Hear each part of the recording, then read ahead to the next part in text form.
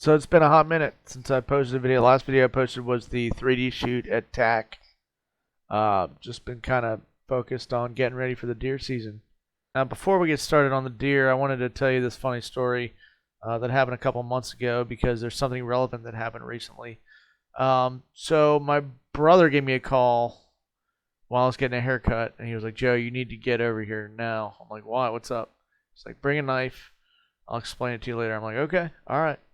So I showed up to their house, and he took me to his neighbor's house, and this Kamikaze turkey apparently flew into the siding of his neighbor's house, almost fell onto the trampoline where the kids were playing. It fell right next to it, was flapping around like a crazy spoonbill, and eventually it died. It just flew out and died, and they're like, "What do we do with this turkey?" And they said, "Call Joe."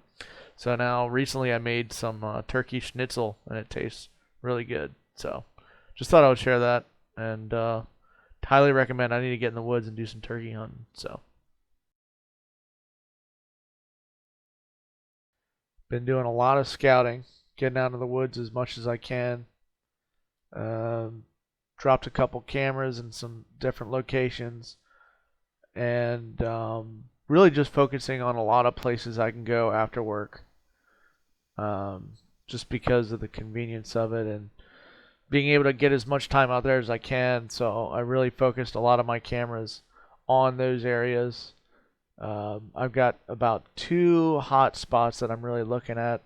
One of them does not have as many deer, but it has a very big deer that I'm very interested in.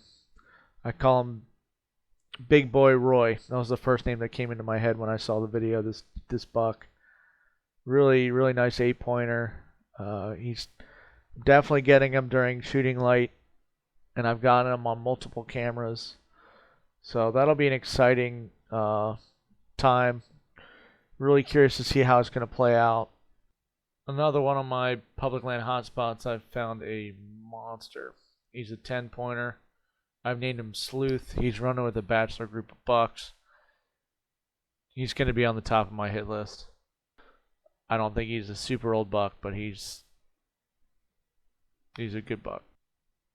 So just putting out mock scrapes, seeing what goes after him. It's a little early for it, but I just wanted to see how they react to it. My recurve bow actually broke a couple weeks back. I left it in my truck on a hot day. I was going to go to a 3D shoot after work, and I tried to get the string on the bow, and I noticed all the limbs were twisted. I couldn't even pull it up back. So I ended up getting a new bow. I went with a long bow this time. Not sure if I'm going to be regretting that decision or not. It is 4 inches longer than my recurve, so branches and stuff like that, I got to be more careful about my spot I select. But it is a fun bow. I think I can still kill something with it. So I've been shooting a lot from the trees. That's one thing that is very overlooked. One thing that I did not practice nearly enough last year.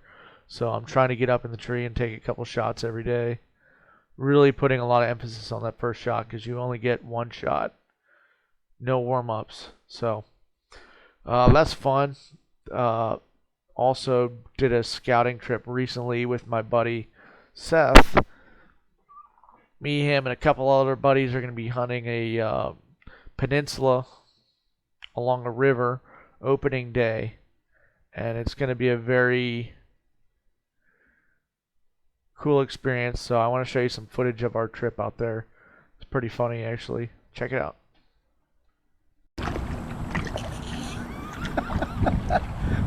It was awesome, dude. Yeah. Let's see what this little troller can do. Yeah.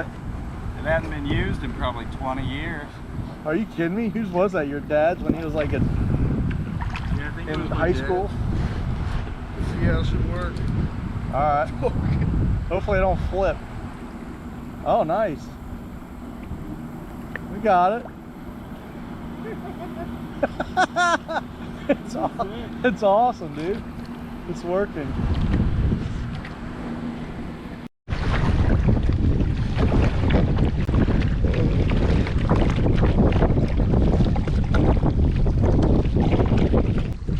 doing pretty good. Seth's 1970 trolling motor doing the trick, pulling both of our ocean kayaks up. Just let you know, I'm the guy in the back pulling his weight. Dang, dude, I got roasted. These thorns as big as fishing hooks.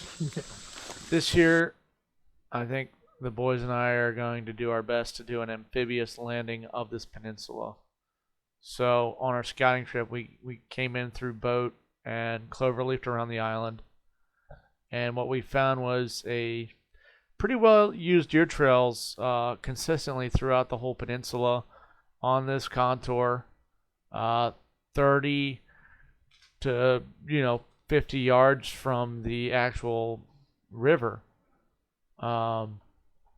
So that's really promising, and another reason that we think an amphibious landing and setting up is, A, the deer aren't going to be expecting it, and B, other hunters coming to this parking lot here are going to walk in and push a lot of the deer over to us.